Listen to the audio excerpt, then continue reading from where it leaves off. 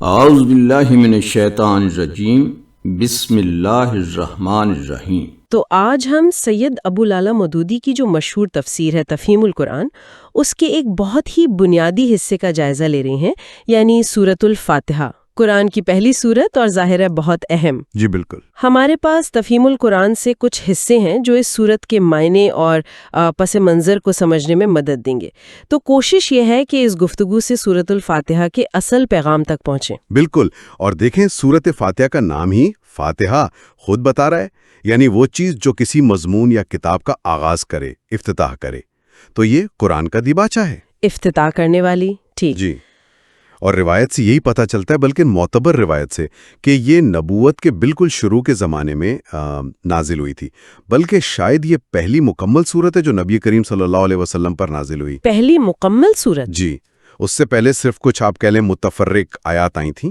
اچھا، تو یہ بالکل نقطۂ آغاز ہے قرآن کا، اور پہلی مکمل وحی بھی، یہ تو واقعی بہت اہم بات ہے۔ تو پھر اس کا مضمون کیا ہے؟ تفہیم القرآن کیا کہتا ہے اس بارے میں؟ تفہیم القرآن میں ایک بہت دلچسپ بات کہی گئی ہے، وہ یہ کہ سورۃ الفاتحہ اصل میں بنیادی طور پر ایک دعا ہے۔ دعا؟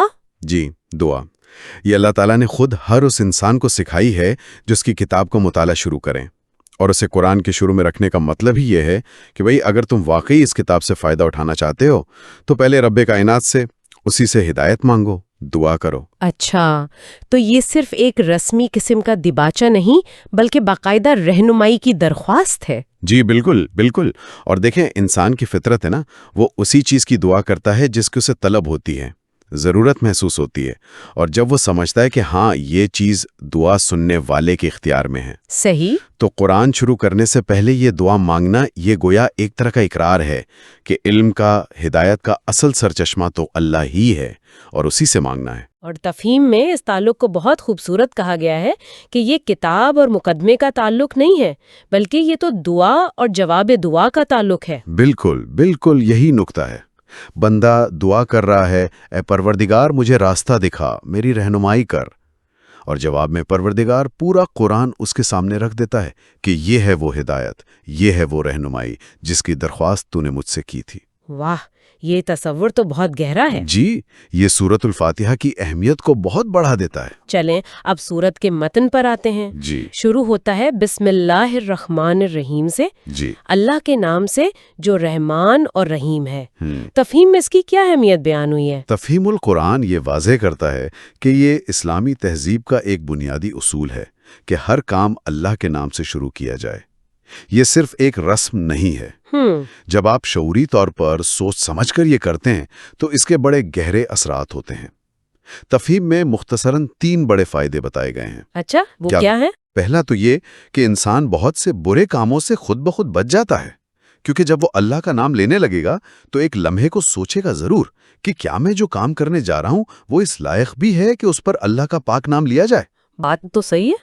دوسرا فائدہ یہ کہ جو جائز اور نیک کام ہیں ان میں بھی انسان کی نیت اور توجہ درست ہو جاتی ہے، یعنی آغاز ہی اللہ کی طرف توجہ سے ہوتا ہے۔ ٹھیک۔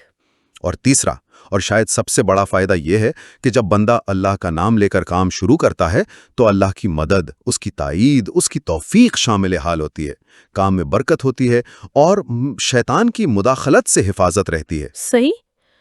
بسم اللہ کے بعد آیت آتی ہے الحمدللہ رب العالمین، تعریف اللہ ہی کے لیے ہے جو تمام کائنات کا رب ہے۔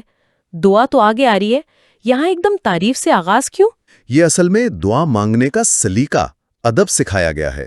اچھا، کہ جس سے کچھ مانگنا ہو تو یہ نہیں کہ جاتے ہی اپنا مدعا بیان کر دیا، اپنی ضرورت پیش کر دی، نہیں، پہلے اس کی عظمت بیان کرو، اس کی خوبیوں کا اعتراف کرو، اس کے احسانات کو یاد کرو۔ تو اللہ تعالیٰ کی تعریف کی 2 بنیادیں ہیں۔ کیا ہیں وہ؟ ایک تو اللہ کی ذات میں جو اپنا حسن ہے، اپنا کمال ہے، چاہے ہمیں اس سے کوئی فائدہ پہنچ رہا ہو یا نہ پہنچ رہا ہو، وہ اپنی ذات میں تعریف کے لائق ہے۔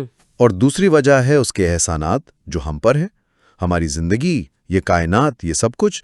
تو الحمدللہ کہنا باوقت اس کے ذاتی کمال کا اعتراف بھی ہے اور اس کی نعمتوں کا شکرانہ بھی۔ اور تفہیم میں اس بات پر کافی زور دیا گیا ہے کہ تعریف صرف اللہ کے لیے نہیں بلکہ اللہ ہی کے لیے ہے، یہ ہی جو ہے اس میں کیا خاص بات ہے؟ ہاں، یہ ہی جو ہے نا، عربی میں سے حصر کہتے ہیں، یعنی کسی چیز کو مخصوص کر دینا۔ یہ بہت بہت کلیدی نقطہ ہے۔ تفہیم القرآن کہتا ہے کہ یہ جملہ شرک کی جڑ کاٹ دیتا ہے۔ اچھا، کیسے؟ اس کا مطلب یہ ہے کہ دنیا میں کسی بھی چیز میں کہیں بھی کوئی بھی حسن، کوئی خوبی، کوئی کمال اگر نظر آتا ہے نا، تو اس کا اصل سرچشمہ، اس کا اوریجن اللہ کی ذات ہے۔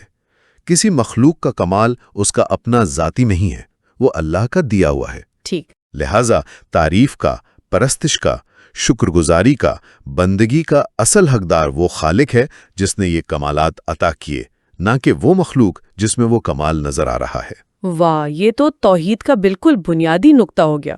اور رب العالمین، عالمین تو مطلب تمام جہان، لیکن رب کا کیا مطلب ہے یہاں؟ رب عربی زبان میں بڑا وسیع لفظ ہے۔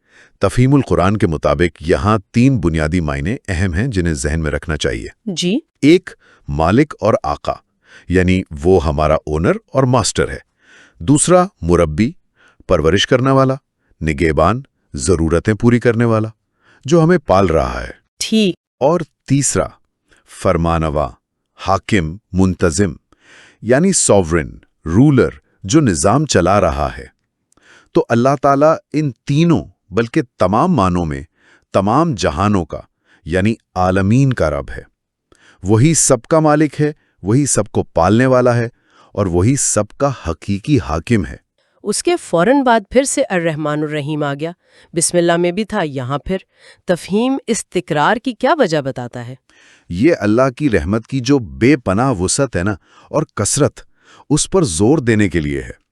دیکھیں، رحمان کا لفظ جو ہے یہ عربی میں مبالغے کا صیغہ کہلاتا ہے، مطلب بہت زیادہ رحم کرنے والا۔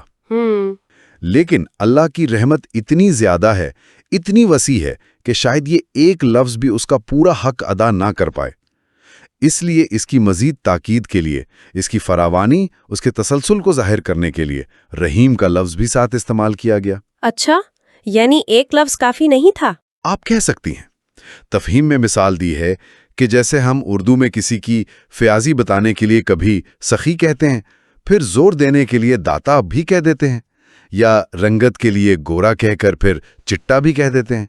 تو اسی طرح رحمان کے بعد رحیم لانا یہ اللہ کی رحمت کی شان، اس کی ہمہ گیری کو اور زیادہ واضح کرتا ہے۔ صحیح۔ رحمت کی اتنی تاکید کے بعد اگلی آیت آتی ہے، مالک یوم الدین، روز جزا کا مالک ہے۔ یہ تو رحمت سے کافی مختلف پہلو لگ رہا ہے۔ جی ہاں، اور یہی تو اس کا کمال ہے، توازن ہے۔ یوم الدین کا مطلب ہے جزا، سزا کا دن۔ وہ دن جب تمام انسانوں کو ان کی پیدائش سے موت تک کی زندگی کا حساب دینے کے لیے جمع کیا جائے گا، اور ہر ایک کو اس کے عمل کا پورا پورا بدلہ ملے گا۔ ٹھیک۔ تو تفہیم القرآن یہ کہتا ہے کہ رحمان اور رحیم کہنے کے فوراً بعد مالک یوم جزا کہنے میں حکمت یہ ہے کہ بندے کو یہ احساس رہے کہ اللہ صرف بے انتہا مہربان ہی نہیں ہے، وہ کامل انصاف کرنے والا بھی ہے۔ اچھا۔ اور وہ ایسا منصف ہے، ایسا با اختیار منصف کہ فیصلے کے دن سارا اختیار، کلی اختیار صرف اسی کا ہوگا۔ کوئی اس کی سزا میں رکاوٹ نہیں ڈال سکے گا، نہ کوئی اس کی جزا کو روک سکے گا۔ تو یہ گویا امید اور خوف دونوں کا ایک امتزاج پیدا کرتا ہے۔ بالکل بالکل۔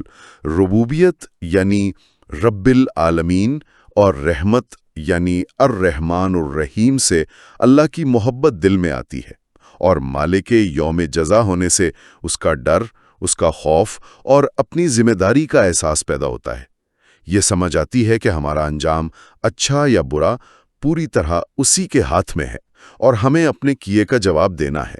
ان صفات کو بیان کرنے کے بعد اب بندہ اللہ سے براہ راست مخاطب ہوتا ہے۔ ایاک نعبد و ایاک نستعین، ہم تیری ہی عبادت کرتے ہیں اور تجھی سے مدد مانگتے ہیں۔ تفہیم میں عبادت کی کیا وضاحت ہے؟ عبادت کا لفظ بھی عربی میں بڑا جامع ہے۔ تفہیم القرآن کے مطابق یہاں عبادت میں 3 بنیادی مفہوم شامل ہیں۔ جی۔ پہلا، پوجا اور پرستش، یعنی ہم صرف تیرے ہی آگے جھکتے ہیں، تیری ہی پوجا کرتے ہیں۔ دوسرا، اطاعت اور فرمانبرداری، یعنی حکم صرف تیرا ہی مانتے ہیں۔ اور تیسرا، بندگی اور غلامی، یعنی ہم خود کو صرف تیرا ہی بندہ، تیرا ہی غلام سمجھتے ہیں، تو آیت کا مطلب ہوا کہ ہم ان تینوں حیثیتوں سے پوجا میں، اطاعت میں اور بندگی میں صرف اور صرف تیرے لیے خالص ہیں۔ اور یہ ایاک یعنی صرف تیری ہی کہہ کر اس ایکسکلوسیوٹی کو، اس خصوصیت کو بہت واضح کر دیا گیا ہے۔ جی ہاں، یہ بہت اہم ہے۔ یا کا نابود کا مطلب صرف یہ نہیں کہ ہم تیری عبادت کرتے ہیں، بلکہ اس کا اصل زور اس پر ہے کہ ہم صرف تیری ہی عبادت کرتے ہیں۔ صحیح۔ عبادت کی ان تینوں قسموں میں کوئی دوسرا شریک نہیں ہے، نہ پرستش میں، نہ اطاعت میں، نہ بندگی میں۔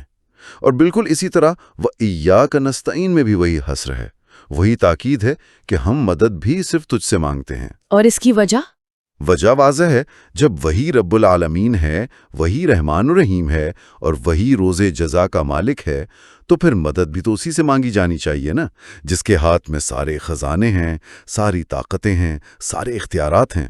تو اپنی ہر حاجت کے لیے، ہر ضرورت کے لیے، ہر مشکل میں ہم صرف اسی کی طرف رجوع کرتے ہیں اور اسی پر بھروسہ رکھتے ہیں۔ یہ تو گویا توحید کا ایک مکمل عملی اور شعوری اقرار ہو گیا۔ بالکل۔ اس اقرار کے بعد اب آتی ہے اصل دعا، اہدنا الصراط المستقیم، ہمیں سیدھا راستہ دکھا۔ جی، یہی ہے وہ مرکزی درخواست، وہ کور دعا جس کے لیے پچھلی ساری باتیں تمہید تھیں۔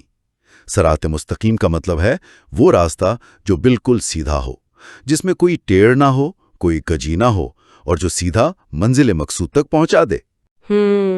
تفہیم القرآن کے مطابق یہ دعا ہے زندگی کے ہر معاملے میں، ہر شعبے میں صحیح فکر کی، صحیح عمل کی، صحیح رویے کی۔ یہ جاننے کی طلب ہے کہ حق کیا ہے، سچائی کیا ہے، حقیقت کیا ہے، وہ کون سا اخلاقی نظام صحیح ہے، وہ کون سا طرز زندگی ہے جس پر چل کر دنیا میں بھی کامیابی ملے اور آخرت میں بھی فلاح نصیب ہو۔ یعنی ایک مکمل ضابطۂ حیات کی درخواست کی جا رہی ہے۔ بالکل بالکل، یہ صرف کسی ایک آدھ مسئلے کا حل نہیں مانگا جا رہا، بلکہ پوری زندگی گزارنے کے لیے ایک سیدھی، صاف، واضح رہنمائی کی التجا ہے۔ لیکن یہ سیدھا راستہ ہے کون سا؟ اس کی وضاحت بھی تو اگلی آیت میں ہی کر دی گئی ہے۔ صراط الذین انعمت علیہم غیر المغضوب علیہم ولا الضالین، ان لوگوں کا راستہ جن پر تو نے انعام فرمایا، جو نہ تو غضب کا شکار ہوئے اور نہ ہی گمراہ ہوئے۔ جی، یہ صراط مستقیم کی تعریف ہے، اس کی آئیڈینٹیفیکیشن ہے۔ تفہیم القرآن یہ واضح کرتا ہے کہ ہم جس راستے کی دعا کر رہے ہیں وہ کوئی نیا، انوکھا یا کوئی خیالی راستہ نہیں ہے، بلکہ یہ وہ راستہ ہے جس پر تاریخ میں ہمیشہ سے اللہ کے نیک، پسندیدہ اور انعام یافتہ بندے چلتے رہے ہیں۔ انبیاء، صدیقین، شہداء، صالحین، یہ ایک آزمودہ راستہ ہے۔ ٹھیک، اور یہ جو آخر میں کہا غیر المغضوب علیہم ولا الضالین، یعنی نہ ان کا راستہ جن پر غضب ہوا اور نہ ان کا جو بھٹک گئے، اس سے کن لوگوں سے بچنے کی دعا ہے؟ اس سے دو باتیں واضح ہوتی ہیں۔ ایک تو یہ کہ انعام یافتہ سے مراد وہ لوگ ہیں جنہیں اللہ کا حقیقی اور دائمی انعام ملا، یعنی اس کی رضا اور خوشنودی ملی۔ یہ وہ ظاہری، عارضی قسم کی دنیاوی کامیابیاں نہیں ہیں جو تاریخ میں فرعون اور نمرود جیسے لوگوں کو بھی ملی، جو اللہ کے غضب کا شکار ہوئے۔ یہ ہیں المغضوب علیہم۔ اچھا۔ اور نہ ہی ان لوگوں کا راستہ جنہیں حق کا علم تو ملا لیکن وہ اس سے بھٹک گئے یا سرے سے حق کو پہچان ہی نہ سکے اور گمراہی میں پڑے رہے، یہ ہیں الضالین۔ تو دعا یہ ہے کہ اے اللہ، ہمیں ان لوگوں کے راستے پر چلا جن پر تیرا حقیقی فضل و کرم ہوا، نہ کہ ان کے راستے پر جو جان بوجھ کر نافرمانی کر کے تیرے غضب کے حقدار بنے، اور نہ ان کے راستے پر جو نادانی یا ضد کی وجہ سے راہ راست سے بھٹک گئے۔ تو یہ دعا ہمیں صحیح اور غلط، کامیابی کے معیار میں فرق کرنا بھی سکھا رہی ہے۔ بالکل، بہت اہم نکتہ ہے یہ۔ تو اگر ہم اس ساری گفتگو کا خلاصہ کریں تو تفہیم قرآن کی روشنی میں سورۃ الفاتحہ صرف قرآن کا آغاز نہیں بلکہ ایک مکمل جامع دعا ہے، ایک عہد ہے۔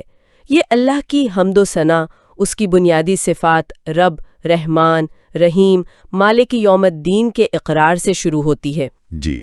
پھر توحید خالص کا اعلان کرتی ہے کہ عبادت صرف تیری، مدد صرف تجھ سے۔ بالکل۔ اور آخر میں سب سے بڑی نعمت یعنی سیدھے راستے کی ہدایت مانگتی ہے اور اس سیدھے راستے کو بھی واضح کر دیا گیا کہ یہ انعام یافتہ لوگوں کا راستہ ہے، نہ کہ گمراہوں یا اللہ کے غضب کا شکار ہونے والوں کا۔ بالکل صحیح خلاصہ کیا آپ نے۔ اور یہاں غور کرنے کی بات یہ ہے کہ یہ ایک چھوٹی سی مختصر سی سورت، صرف 7 آیتیں، کس طرح پورے قرآن کے جو بنیادی مضامین ہیں، توحید، اللہ کی صفات کا تصور، آخرت کا یقین، عبادت کا صحیح مفہوم، صرف اللہ پر توکل اور ہدایت کی طلب، ان سب کا ایک نچوڑ، ایک خلاصہ پیش کر دیتی ہے۔ یہ گویا سوال ہے، اور باقی پورا قرآن جو اس کے بعد آ رہا ہے وہ اس دعا کا تفصیلی جواب ہے۔ واقعی یہ دعا اور جواب دعا والا جو پہلا نقطہ تھا وہ آخر تک پوری صورت پر محیط نظر آتا ہے۔ جی بالکل، اور یہاں شاید ایک آخری بات سوچنے کے لیے ہم سب کے لیے چھوڑ دینی چاہیے۔ جی ضرور۔ وہ یہ کہ ہم یہ دعا، یہ سورۃ الفاتحہ روزانہ اپنی نمازوں میں کتنی ہی بار دہراتے ہیں۔ تو تفہیم القرآن کی یہ جو وضاحتیں ہم نے آج دیکھیں، یہ ہمیں یہ سوچنے پر مجبور کرتی ہیں کہ کیا ہم واقعی شعوری طور پر دل کی گہرائی سے اسی صراط مستقیم کے طالب ہیں جس کی ہم اتنی کثرت سے اللہ سے درخواست کرتے ہیں؟ گہری بات ہے۔ کیا ہماری زندگیاں، ہمارے روزمرہ کے فیصلے، ہماری خواہشات، ہماری کوششیں واقعی ان انعام یافتہ لوگوں کے راستے کی طرف جا رہی ہیں؟ یا کہیں ایسا تو نہیں کہ ہم زبان سے تو یہ دعا مانگ رہے ہیں لیکن لاشعوری طور پر یا جان بوجھ کر ان راستوں کی طرف کھنچے چلے جا رہے ہیں، مغضوب علیہم یا ضالین کے راستوں کی طرف، جن سے بچنے کی ہم خود ہی دعا کر رہے ہیں؟ یہ ایک سوال ہے جو شاید ہر ایک کو خود سے پوچھنا چاہیے۔